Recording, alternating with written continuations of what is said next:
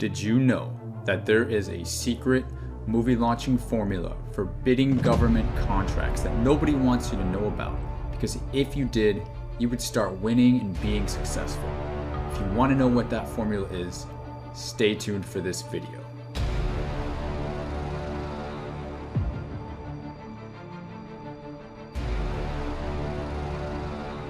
Hey guys, Derek James here. I hope you enjoyed that super movie star quality introduction that I created for you. In today's video, as promised, we are discussing the super secret movie launch formula for bidding government contracts.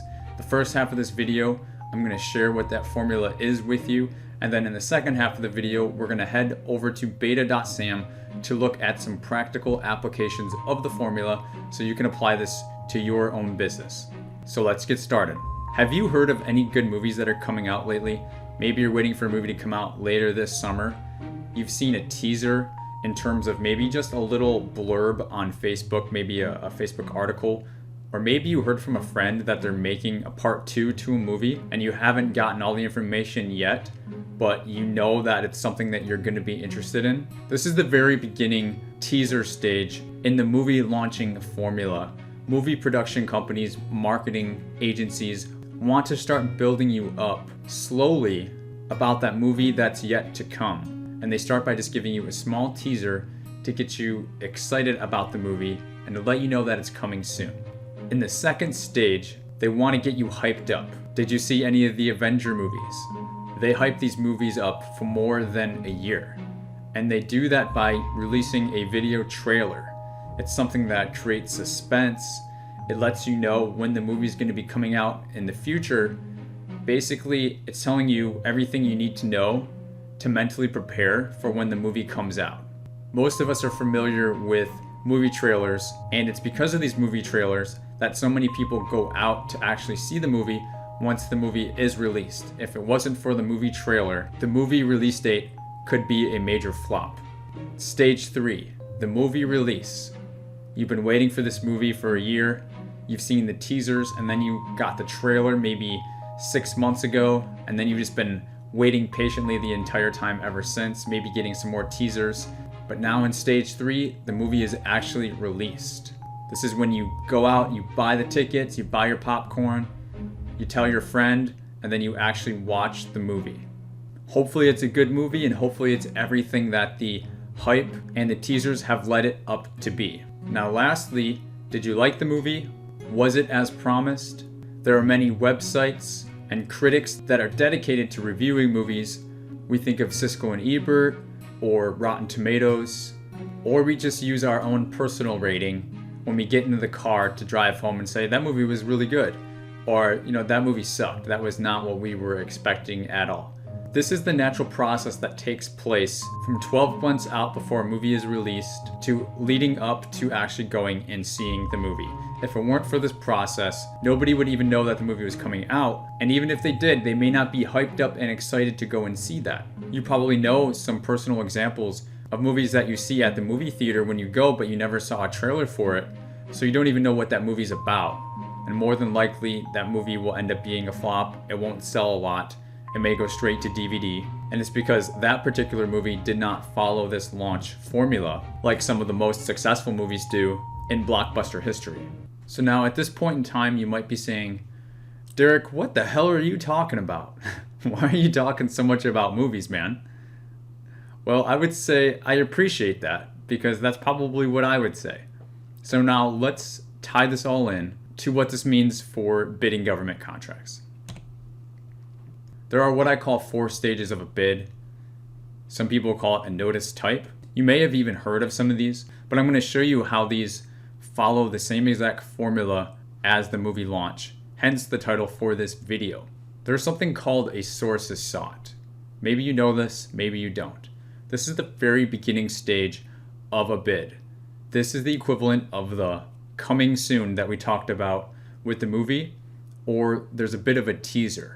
In a sources sought, the government gives us just a small amount of information to let us know that there may be a job that's coming out in the future and to let us know a little bit about it. In the sources sought, we have an opportunity to respond with our capability statement, letting the government know that we're interested in this job if it comes out in the future based on this little teaser of information that they've given us. This is not something that you can bid. This is not the movie. This is just a small amount of information to whet your palate and for the government to gauge interest of prospective government contractors. That's what a source is sought is. Now moving on, after the source is sought, there is something called a pre-solicitation. This is very similar now to the movie trailer coming out, okay? They baited us a little bit with a teaser, and now they're going to give us more information. They're going to give us the pre-solicitation. In the pre-solicitation, they let us know that the job is going to be bid. It's entirely possible that there's not enough interest in the sources sought stage of a job for the job to become a bid, so then it just dies, or they have to remarket it, or they have to do something different before coming back to market with it. So the pre-solicitation or the pre-sol is letting us know that, okay, this thing is actually happening. So consider this almost an FYI. It's going to tell us when the bid is going to be released, just like a movie trailer will tell you the exact date that the movie's coming out. This is when the bid is going to be coming out. Think of it like that. And it's also going to give us some new information, like what is the set aside going to be? Might be set aside for women-owned small businesses or veterans. Just like in the movie trailer, you learn about new characters. You learn more about what the movie plot is going to be. In the pre-solicitation, you're learning more about the procurement strategy, and you can start piecing things together to make a business decision to determine whether or not this is something you want to bid in the next stage of the game when the bid actually comes out. You may even get information if there's a site visit or any other things that you can participate in to gain additional information. It really depends on the type of job. So now the solicitation. This is the release. This is the movie. This is when you go out to see the movie. This means the job is finally open for bidding. You can actually submit a bid and win a job, win a government contract award in this stage. Like I said, this is when you go out, you buy the tickets, you buy the popcorn, you go out and enjoy the movie, the thing that you've been waiting for maybe an entire year. You read the requirements of the bid, and in accordance with that, you put your proposal together, and then you submit it, and you cross your fingers, and you hope that you're the one who won. It's just like going to a movie. You hope it's going to be a great movie. You hope it's going to blow your mind, or you hope it's going to make you cry or have some sort of emotional reaction. You hope it's going to be really good. Now, after you see the movie, right, you have to review it like we talked about. It's the same thing. After you submit the bid, your proposal is going to be evaluated, whether it's a technical proposal or a pricing proposal or both. It really all just depends. And based off all the proposals being reviewed, a winning bidder is going to be selected. Was it you or was it somebody else? So this is the review stage, just like after you leave a movie and you decide whether it was good or bad. Was your proposal adequate or was it not adequate? Was it good enough to win? This is the award stage of the bid. It's no coincidence that these 4 stages so closely mirror that of a movie launch. This formula has proven time and time again at being very effective at getting the intended outcome. In the case of movies, we're talking sales and getting butts in seats. In case of government contracting, we're talking about having as many government contractors as possible to show up and bid on the job. And it's through this movie launch formula that government contracting uses to get enough bidders to bid on their jobs.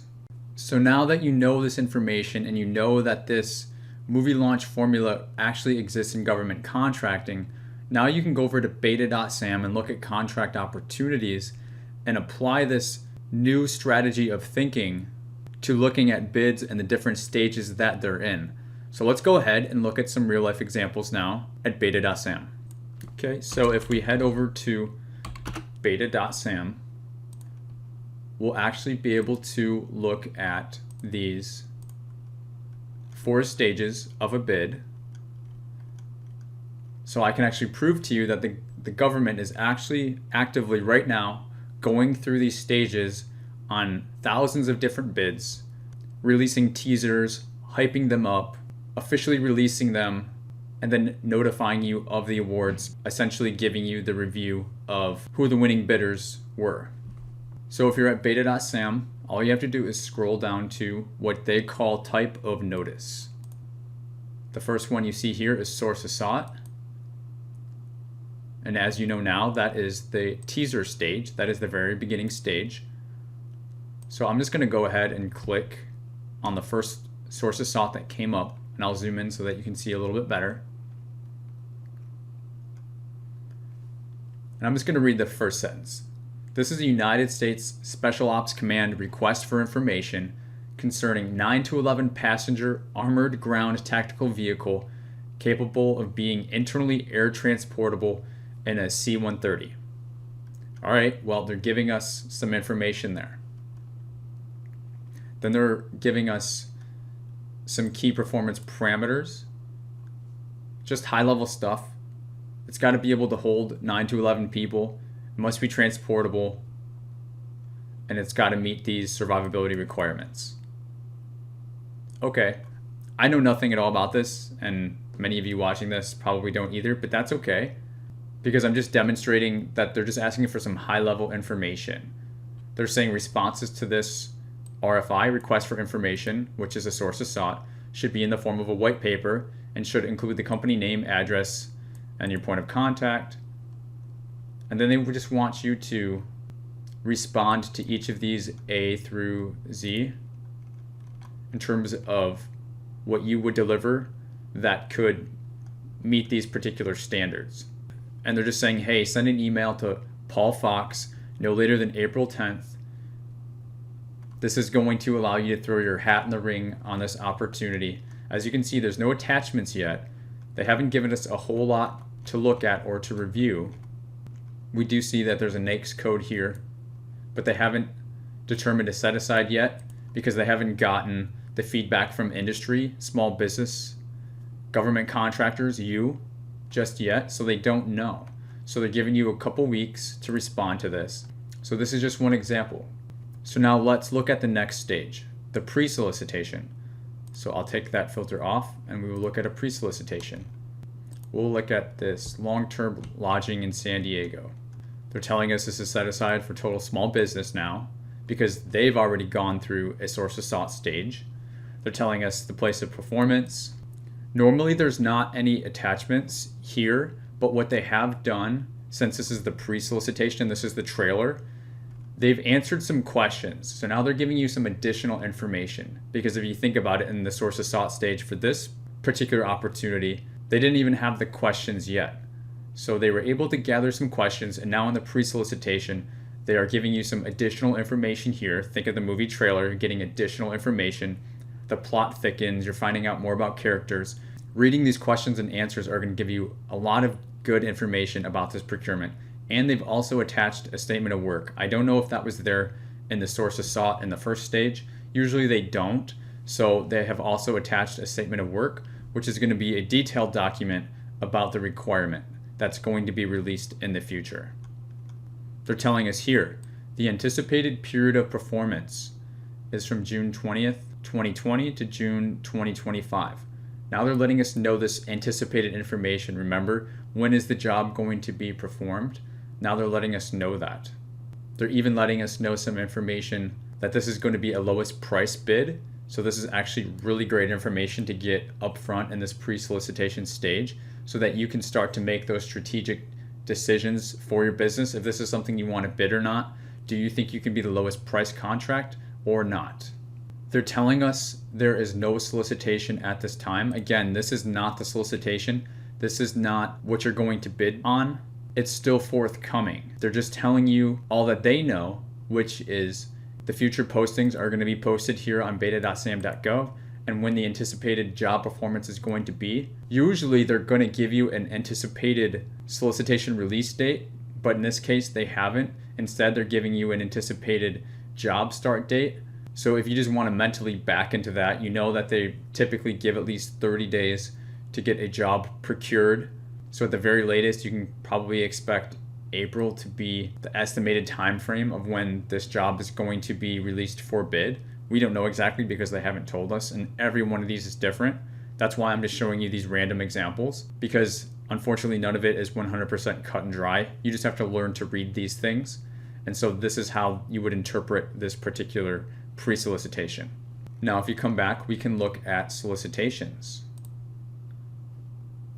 You can actually look at solicitations as well as combined synopsis solicitations. They're very similar, and they are both active bids. So you can see here, they're calling this a source of sought in the title, but it's actually been updated to a solicitation. So you have to be careful. Again, this all just takes practice. So if we look at this bid, a Panasonic Arbitrator in-card video system, I have no idea what that is. It doesn't really matter. Immediately, they're letting us know that this is a live bid and that responses are actually due today, February 23rd at 11:59 p.m. I don't know why they would make them due on a Sunday, because it's Sunday that I'm recording this, but apparently that's what they're doing. So they're letting you know right off the bat, this is the solicitation stage. Okay, offers are due on February 23rd. We already know that this is a total small business set aside. We know the NAICS code, we know what it's about. Now we know the place of performance. This is being performed at Fort Hood. And now we're getting a lot more information. This is a procurement for equipment, so they're letting us know the different line items, descriptions here for equipment. Now I'm not going to read all this, but I'm just showing you. You get a lot more information here because this is the bid. And they actually did not attach the solicitation. Instead, they pasted it in the body of the requirement here, or they put a link here, so maybe that will allow us to do something. Oh, okay. So they're actually letting us know that this is live for bid over at Unison, which is a reverse auction, price only procurement, but they've went ahead and they've pasted the entire bid in the body of this requirement as a solicitation. So if this is something you wanted to bid, you could read this, and then you could head on over to Unison. It's not the best example because we're not looking at Unison bids. Unison is something besides beta.sam. They're just advertising it in beta.sam, so maybe not the best example. So we can look at one more actually. So I was actually having a really hard time finding bids because I wasn't using any search parameters, so everything was taking me off beta.sam over to Unison. So I ended up putting in a NAICS code just for the sake of finding a solicitation. So if we go ahead and look at this solicitation here, development and implementation training for consulting services, they're letting us know that offers are due February 26th. Looks like it does not have a set-aside code, just unless they left that blank, which means it would be a full and open competition. But sometimes they're lazy and they just miss that. Again, this is an art, not a science, reading these things. We have the NAICS code 541330.